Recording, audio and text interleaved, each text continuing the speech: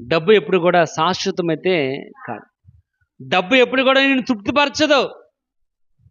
కానీ నువ్వు దేని మీద ఆధారపడుతున్నావు? నువ్వు దేవుని ప్రేమ మీద ఆధారపడుతున్నావా? డబ్బు మీద ఆధారపడుతున్నావా? ఎందుకంటే ఇక్కడ అంటున్నాడు డబ్బు నిన్ను తృప్తిపరచదు. చూడండి, అదే 5:12 చూడండి.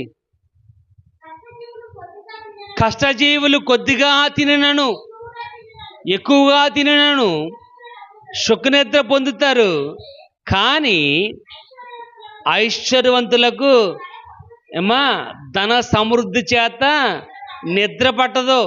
ఎవరికి నిద్ర పట్టదు? ఏమా ధనం ఉన్నవాడికి నిద్ర పట్టదు. మన బీరువాలో 10,000 ఉన్నాయి అనుకోండి అమ్మా, మన బీరువాలో 10,000 ఉన్నాయని బీరువా తాళం వేసి అమ్మా మెళ్ళలో వేలాడ తీసుకుంటూ ఉంటాం. అమ్మా మెళ్ళలో వేలాడ తీస్తాం. ఇది 10,000కే. 1,00,000 ఉంటే ఇక నేను నిద్ర పట్టదు. బీరువా తిన్నంగా కాళ్ళు బీరువా కట్టి పడుకుంటాం. ఎందుకంటే ఎవడు తీసినా తెలిసిపోద్ది మనకి. నిద్ర పట్టదు. కాబట్టి నీ యొక్క జీవితంలో నువ్వు నిద్రపోతున్నావంటే అమ్మా, నువ్వు నిద్రపోతున్నావంటే అమ్మా డబ్బు మీద ఆశ లేదు. నీకు నిద్ర పట్టట్లేదంటే అమ్మా ఎంత తాపత్రయపడుతున్నావంటే దానికోసం అర్థం చేసుకోమ్మా. రాత్రి అయితే నిద్ర పట్టదు అమ్మా. ఎందుకంటే పొద్దున్న లెగ్గానే చీటీ కూడా వచ్చేస్తాడమ్మా. 7:30 అవగానే చీటీ కూడా వచ్చేస్తాడమ్మా.